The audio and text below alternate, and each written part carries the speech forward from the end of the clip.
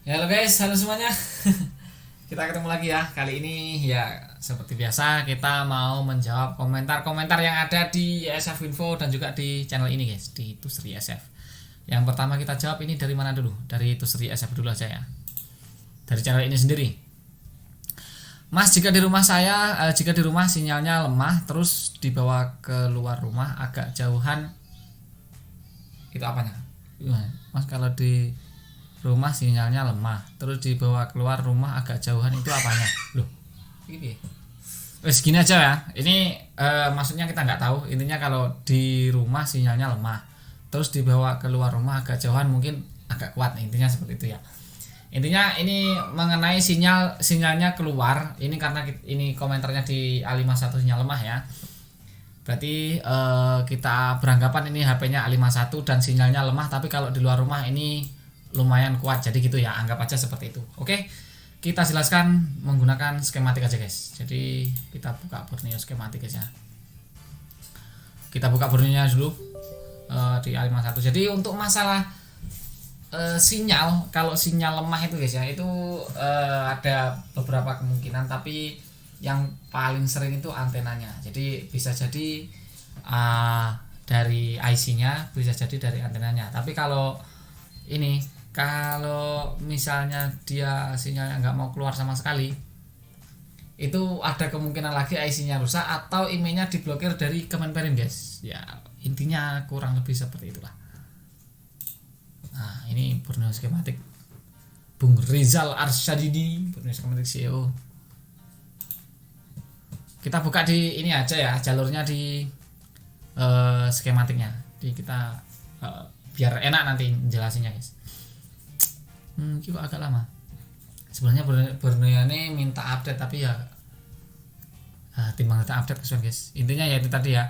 Kalau sinyal lemah itu biasanya bisa dari antena, bisa jadi dari IC-nya, tapi yang paling banyak itu dari antenanya guys. Jadi di sini kita mau kasih tahu untuk Samsung A51 di sini guys ya. Kita buka A series Samsung A51 nih, A510 A515. Ini kebetulan HP istri A51 ini A51 piro guys iki? Tentang ponsel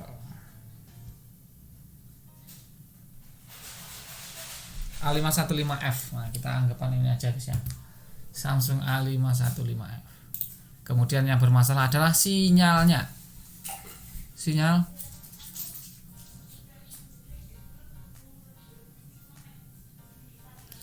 network. Nah ini guys, jadi kaitannya ada dengan yang ini guys ya, untuk A51. Nah tuh sinyalnya arahnya ke sana. Jadi ada beberapa di sini guys ya. Ini untuk sinyal seluler ya, yang kita bahas di sini adalah sinyal seluler. Ini arahnya seperti itu. Jadi bisa jadi kalau misalnya dia IC-nya itu biasanya yang paling sering ini guys. Kalau sinyalnya lemah itu arahnya IC 2 ekor ini. Tapi kalau yang ini udah mengarah lebih tepatnya ke nggak ada gitu ya. Kalau nggak ada sama sekali itu bisa jadi larinya ke sini, bisa jadi 4 IC ini guys. 5 malah nih. Oh, kompleks sekali. Tapi kalau yang masalah sinyalnya lemah itu biasanya ini dia masalahnya. Nah, yang sebelah sini guys, masalahnya 2 ekor ini guys. Yang ini atau yang ini. Nah, IC-nya yaitu guys, antara yang ini atau yang ini. Tapi yang sering yang ini. Terus kalau sinyal lemah terus ke antena, itu arahnya antena sini itu ke baut bawah guys ya, ke mesin yang bawah. Jadi jalur-jalurnya seperti ini.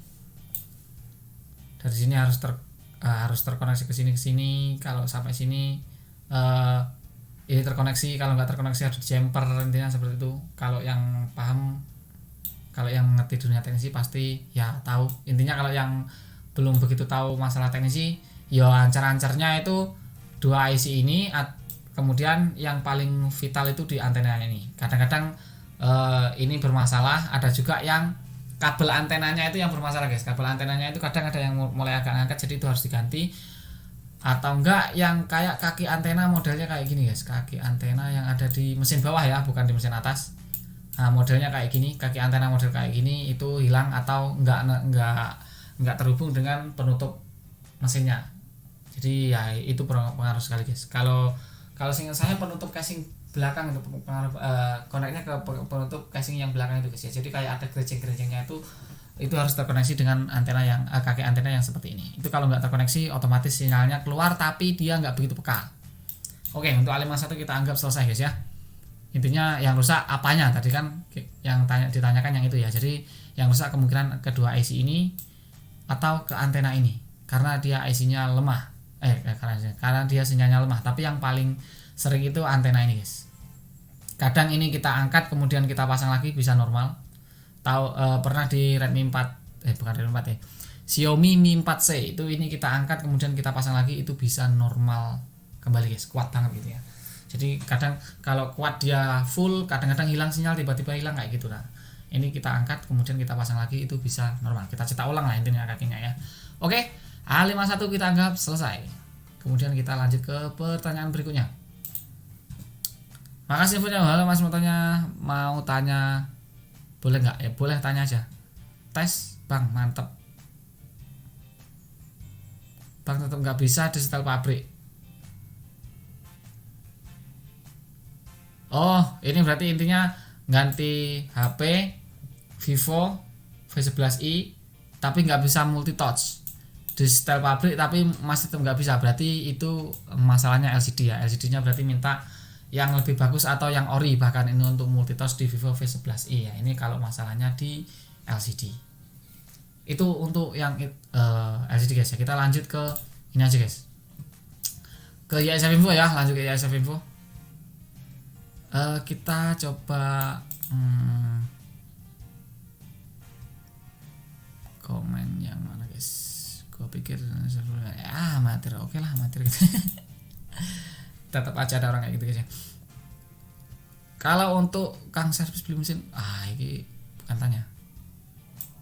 Bisa gak bantu saya servis seperti itu, banyak rusak. Oh untuk saat ini ya kita belum menerima ini guys, belum menerima servisan dari luar kota. Intinya kalau yang kita prioritaskan itu masih di dalam kota, di daerah sini aja guys. Soalnya minta cepet gitu ya. UV sama UFS kebanyakan penting. Ya, sekarang udah yang paling penting ya ini guys. UV UFS ini udah paling penting guys. No debat ya. Soalnya kalau kita main hardware, kalau kita nggak main hardware ya enggak. Mungkin ya unlock tool udah ngatasi guys kalau kita nggak main hardware ya. Cuma main software aja. Unlock tool ada udah semuanya. Kalau main hardware itu ya UV penting sih. UV penting banget ya, krusial. Akhirnya nemu juga tutornya. Makasih bang. Ini tutor apa? Oh mari penuh. Obet channel, terima kasih kak. Oke. Kilo pertanyaan-pertanyaan kayak gini lah diperlukan guys ya.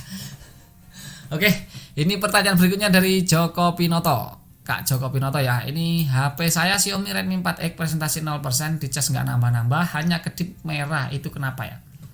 Dinyalakan juga nggak mau nyala. Itu kira-kira apanya yang rusak ya? Bingung banget soalnya banyak data-data penting di dalamnya. Oke, ini kalau 0% nggak mau nambah, ini kemungkinan baterainya drop total di bawah 3,7 volt ya. Ini kemungkinan baterainya di bawah 3,7 volt, jadi harus dicas dulu menggunakan power supply sampai minimal 3,6 atau 3,7, atau kalau nggak mau kalau yang nggak mau ribet itu bisa dilakukan penggantian baterai guys. Jadi kalau ganti baterai itu langsung otomatis 3,7 volt. 3,8 bahkan ya sekarang. 3,8 volt dan itu bisa langsung nyala untuk mesinnya. Itu kalau mesinnya nggak bermasalah. Tapi kalau dia ini dengan dicas presentasinya 0 dan kira-kira kalau yang rusak itu jalur casnya, kita buka di skematik lagi guys ya. Redmi 4X, kita buka Redmi 4X guys. Xiaomi berarti ya guys ya. Kita buka di skematiknya ini. Tapi kalau udah mau kedip-kedip merah itu berarti dia masuk guys. Itu antara konektor casnya yang bermasalah atau baterainya yang bermasalah. Itu kemungkinan besar ya. Tapi kalau udah kedua itu udah dipastikan aman, kita lanjut ke jalurnya guys. Jadi kita ke charger data. Ini adalah jalurnya guys. Yang penasaran jalurnya seperti apa? Nah, di sini guys. Jadi untuk pin out yang dari mesin bawah kan itu kita pakai fleksibel guys ya, ada fleksibelnya. Nah ini untuk data untuk charger itu yang merah biasanya ya. Kita coba cek dulu. USB in, oh merah USB in. Vibus, oh ya ini yang merah ini. Ini harus 5 volt ini guys, ke sininya guys. Ini harus sampai sini 5 volt yang merah-merah itu ya. Kita lanjut ke sini.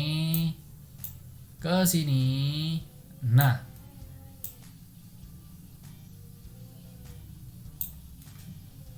Ini harusnya jalur-jalurnya ke mesin yang ini guys. Ini ngarah ke nggak pakai IC charge guys.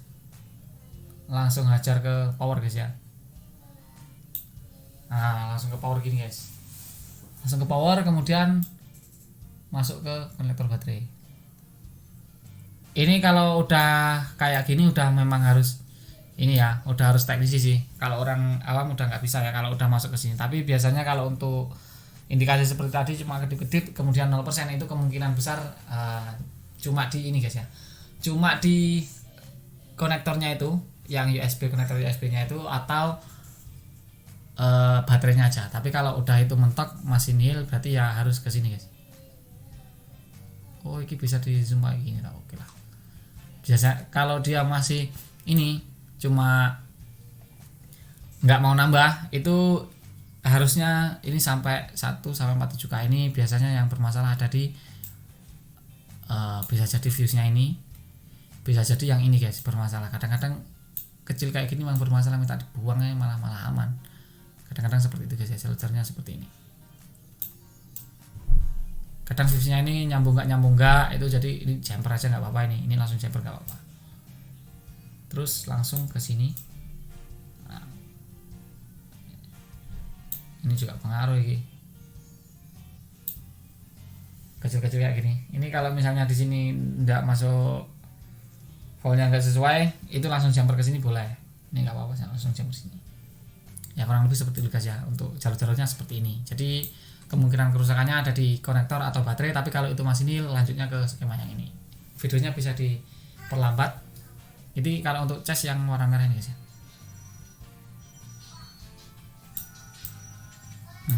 Juga pengaruh.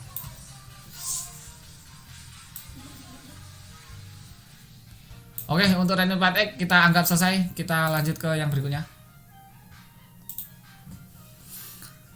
LCD murah tapi bagus, rekomen. Ya sekarang paling bagus OG Super sama Willstrong. Kalau Crown udah nggak ada Crown 3 sekarang ya. Crownnya udah Crown 4, Crown 5. Wong galek toh Mas. Iya, tergalek Mas, kita tergalek. Panggul, cedek panggul ya. Rekomendasi LCD buat 9A, rekomendasi. Kalau dulu itu masih enak guys. Kalau dulu itu kita beli di Graha Spare Part atau di Global Spare Part itu ya.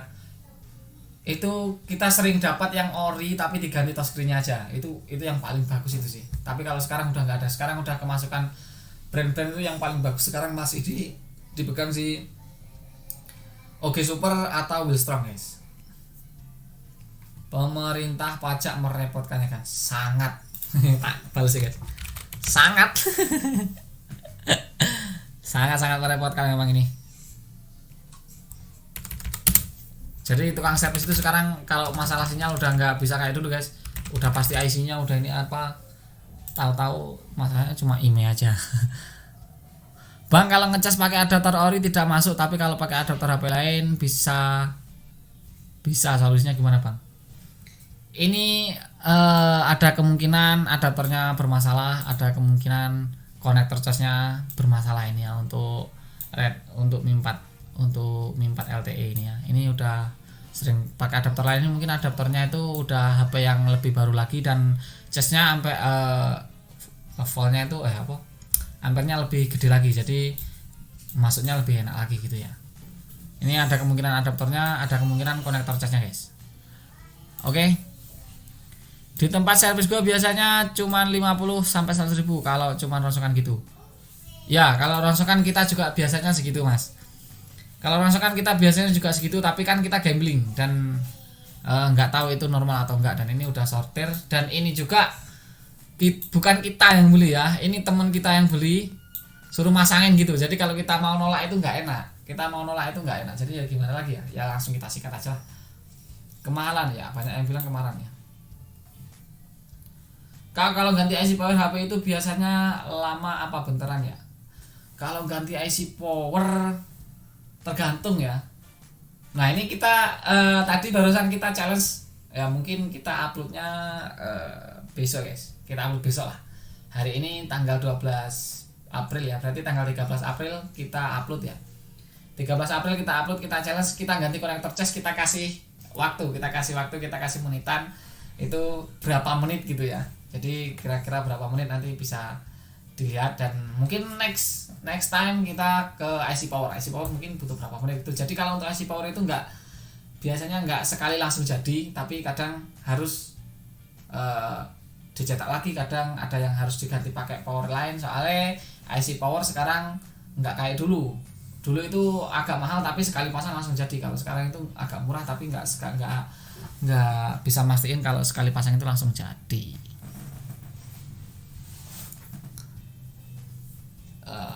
Kita pantesan nggak nempel-nempel, saya mata solder lancip ternyata. Untung aja berbekasnya pakai kawat jadi tinggal dililit. Oh, aman nggak dililit ya? Ya kalau aman nggak apa-apa sih, tapi kalau lebih aman itu kalau untuk masalah solder di baterai itu paling aman ya ini guys, paling aman ya di solder kalau untuk di baterai ya, atau enggak di laser gitu ya. Tapi kalau laser mahal sih. Boleh minta WA-nya. Ini untuk WA nggak kita kasih guys ya, untuk WA nggak kita kasih, dan udah kita kasih email dan juga IG. Jadi kalau di komen kan nggak bisa ngirim gambar nih ya. Jadi kalau di email atau di IG itu udah bisa kirim gambar, udah kita masukin di video-video baru kita, itu udah ada emailnya guys. Hubungi lewat email aja nggak apa-apa.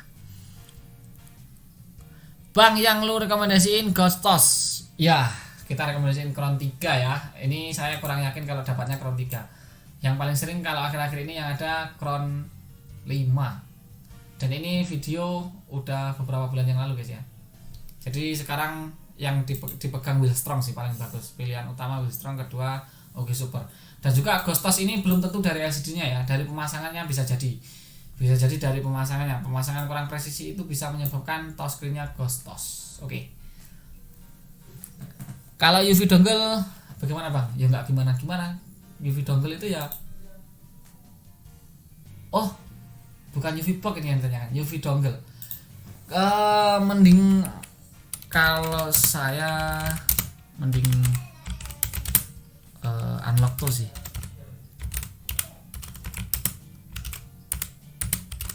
Dibandingkan UV dongle.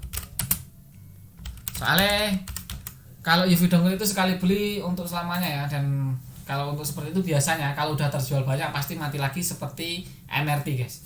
Dan kita lihat di teman kita itu pakai UV dongle juga hampir mirip-mirip aja sama MRT.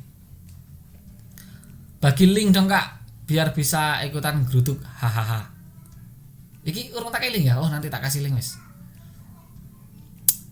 Bang mau nanya, mobil PC saya nggak bisa deteksi RAM padahal sudah ganti RAM-nya. Lagi untuk RAM ini kita pastikan dulu ini motherboardnya seri apa. Kalau G41 ya, ini khusus untuk G41 atau ya soket 775 yang menggunakan RAM DDR3 khususnya ya. Itu RAM-nya khusus, ada yang untuk G41 itu DDR3, itu bisa untuk G41 dan bisa untuk yang 1155. Jadi yang seri terbaru. Tapi yang RAM yang khusus untuk 1155, 1150 atau 1156 itu nggak bisa dipakai untuk yang G41. Jadi belum tentu ini motherboardnya rusak, bisa jadi RAM-nya yang harus minta yang seingat saya 12800 MHz atau berapa itu loh. Jadi nggak bisa pakai yang 10600 atau apa, itu nggak bisa. Jadi ada kalau di DDR3 ya, kalau di DDR3 ada RAM yang hanya bisa digunakan untuk G41 dan gini gitu. DDR3 itu hanya ada RAM yang bisa digunakan untuk G41 dan untuk motherboard lainnya seperti 1155, 1156, 1150 dan sebagainya yang pakai slot DDR3. Tapi ada RAM itu yang bisa digunakan ke 1155, 1156, 1150 dan sebagainya yang pakai DDR3 itu nggak bisa digunakan ke G41. Jadi G41 itu nggak bisa pakai RAM yang seri-seri udah baru ya, harus pakai RAM yang lama-lama gitu ya. Jadi penjelasannya seperti itu. Tapi kalau masih udah pakai RAM yang lama masih nihil, itu berarti ada masalah di jalur RAM-nya guys. Jalur RAM-nya nggak bisa nunjukin sekarang sih, agak repot ya, harus pakai mesin G41 nya langsung ini. Atau mesin yang sama ya, entah 1150 juga bisa sih, harus langsung guys. Baret ya tuku neh nggak tanya. Oke lah, mungkin jadi hanya itu dulu ya. Ini udah durasinya udah 20 menit jadi ya. Next kita sambung lagi lah. Ini masih ke komen yang di sini ya. Nanti kita lanjut ke bawah lagi. Oke, mudah-mudahan kita banyak waktu longgar. Ini tadi kita sambil ngabuburit ya. Udah 10 bisa dilihat jam 17.34. Kita berbuka. Oke. Jadi mungkin hanya itu dulu video kita kali ini. Semoga videonya bermanfaat. Mohon maaf bila salah kata. Jangan lupa terus ikuti kita dengan cara diklik subscribe dan dinyalakan lonceng notifikasinya, dan kita ketemu lagi di video berikutnya. Bye bye. Thank you.